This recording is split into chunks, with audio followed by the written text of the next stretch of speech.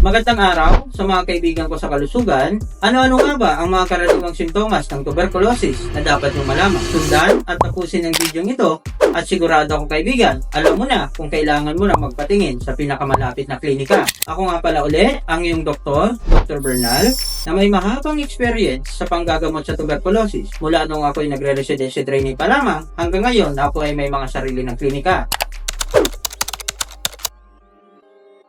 Hindi naman siya mahirap tandaan kasi kung tutuusin kaibigan, mga 4 o 5 simptomas lang naman sila. So ang unang simptomas na dapat yung tatandaan ay yung pagkakaroon ng ubo. Tandaan mo kaibigan, ubo na mahigit na po ng 2 linggo. So kung ikaw ay meron yan at may mga gamot ka nang iniinom at hindi po gumagaling-galing, baka simptomas na siya ng TB.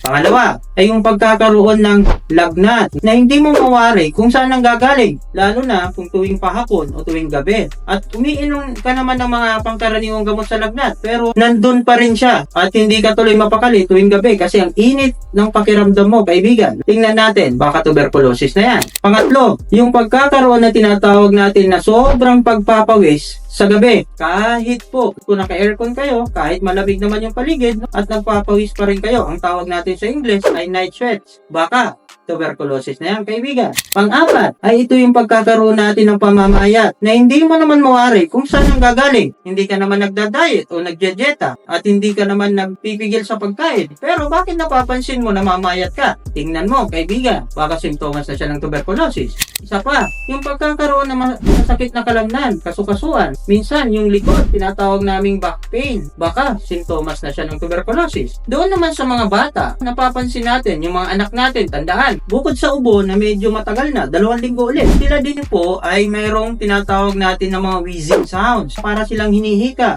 na mahigit 2 linggo na. Tandaan, baka simptomas na rin yan ng tuberculosis or primary ang tawag natin sa bata. Yung wala silang gana sa pagkain, parang matamlay at namamayat din. Iyan ay simptomas din ng tuberculosis sa bata. So yung mga nabanggit ko sa bata, dagdagan mo pa ng mga karaniwang simptomas sa adult, ay malamang simptomas na po ng tuberculosis. So ano ang gagawin natin? Ang gagawin natin kaibigan, kailangan po natin magpatingin sa ating mga klinika or mga local health center. Kasi ito po yung rason, no, bakit ko po ginagawa ang video ito. Para matulungan kayo mapaagang gamutan para hindi na po lumala at hindi po natin mahawaan ang ating mga mahal sa buhay at ang ating mga kaibigan. Kasi pag nagkataon, iikot lang po sa pamilya yung tuberculosis. Kaya akala tuloy natin mana-mana. Kasi mula kay lolo, kay tatay, kay nanay, hanggang sa mga kapwa-puhan ay may TB na. Akala tuloy natin pamana ng mga magulang. Hindi po. Dahil po yan doon sa naililipat natin sa ating mga kabag-anak yung